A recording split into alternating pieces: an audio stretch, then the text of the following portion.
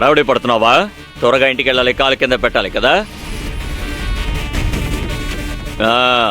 నువ్వు వచ్చింది నైవేద్యం సమర్పించడానికేగా.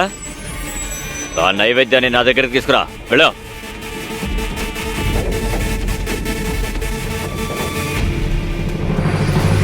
ఈ పిల్ల ఇంత దూరం ఎలా వచ్చింది?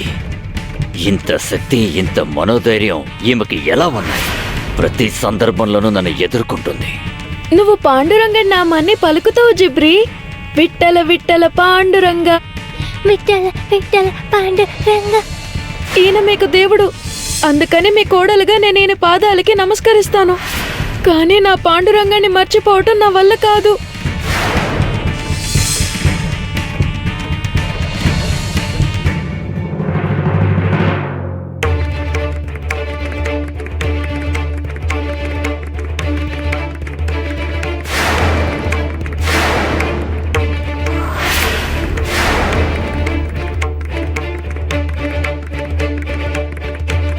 ఇప్పుడు నేను కాలు కింద పెట్టచ్చా?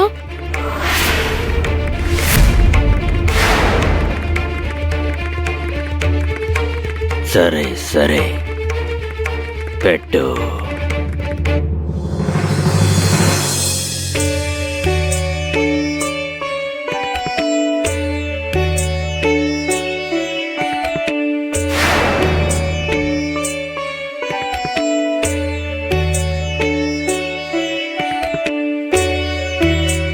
పాండురంగా, నువ్వే నా చేత సంకల్పాన్ని పూర్తి చేయించావు.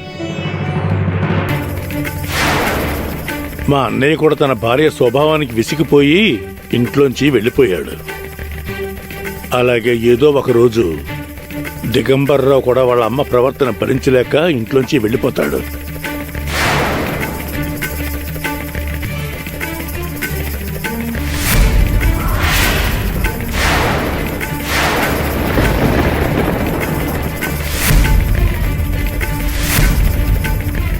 అమ్మా, అరే నువ్వెందుకు ఇలా నిలబడ్డావు? అరే, నా ఇద్దరు బిడ్డలు శిక్ష అనుభవిస్తున్నారు. నేనెలా సుఖంగా ఉండగలను? అరే, అదే నువ్వు సఖు. నేను సఖు మీద అరుస్తాను, పని చేయిస్తాను, శిక్ష విధిస్తాను. అది అది అది తన మేలు కోసమేగా. ఇప్పుడు నిన్ను కూడా అదే విధంగా శిక్షించాను. సఖు నా కోడల్రా. నా తర్వాత ఈ ఇంటి బాధ్యతల్ని చూసుకోవాల్సింది తనే కదా. అందుకే నా మనసుని రాయి చేసుకొని ఇంత కఠినంగా ప్రవర్తిస్తున్నాను. నీకు తను నా కూతురు లాంటిది. చూడు, నువ్వంటే నాకెంత ప్రాణమో సాకు అంటే కూడా అంతే ఇష్టంరా. తన్ని నా కూతురులా చూసుకుంటున్నాను.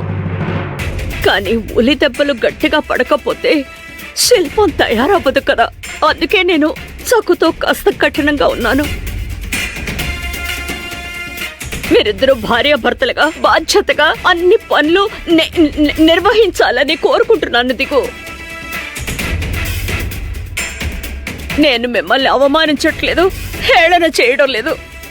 మీరు ఉత్తమ దంపతులుగా అందరికీ ఆదర్శప్రాయంగా ఉండాలి. అదే నా కోరిక. దిగు. ఎంత అద్భుతంగా నటిస్తున్నావు వదిన.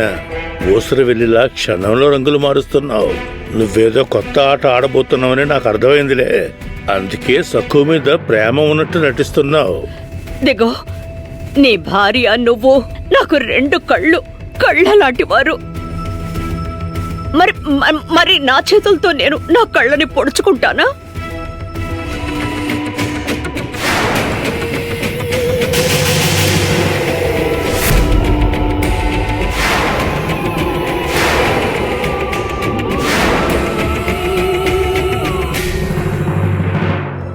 నేను కావాలనే నా పిల్లల్ని హింసిస్తున్నాను, ఇబ్బంది పెడుతున్నానని ఎవరైనా అనుకుంటే